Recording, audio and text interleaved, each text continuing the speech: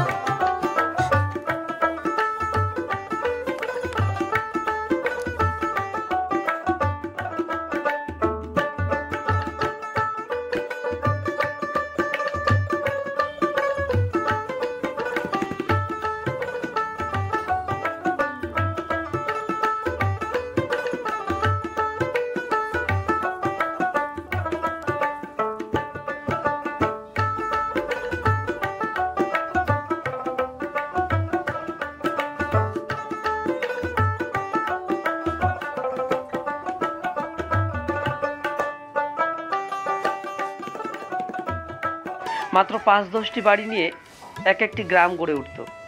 হিন্দু মুসলিম পাশাপাশি বসবাস করত। আগের গ্রামগুলোতে ছিল মাটির তৈরি একচালা দুচালা বাড়ি, কারো কারো আবার খড়কুটো বাঁশের বেড়া দিয়ে ছনের তৈরি বাড়ি ছিল।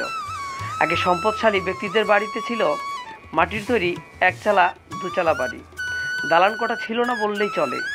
আগের মানুষের সম্পত্তি ছিল অনেক, যার সম্পত্তি বেশি ছিল তাকে গ্রামের লোক জমিদার বলে আখ্যায়িত করত। জমিদারের বাড়িতে সহজ সরল মানুষ বছর অনুযায়ী কামলা খাটত। আগে সম্পদশালীদের বাড়িতে বাৎসরিক কামলা দেখা যেত। যাদের সম্পত্তি ছিল না তারা পেটের দায়ে সম্পদশালীদের বাড়িতে কামলা খাটত। আগে অনেক সম্পত্তি থাকলেও প্রযুক্তির অভাবে চাষাবাদ করতে পারতো না, একরে ২ মণ ফসলও হতো না। তাই অনেকে জমি বিক্রি করে সংসার চালাতো। জমি বিক্রি করা হতো বিঘায় ১ টাকা থেকে ২ টাকা দরে। রাস্তা বা বাজারের পাশে জমিগুলো বিক্রি হতো ৫ টাকা বিঘা দরে।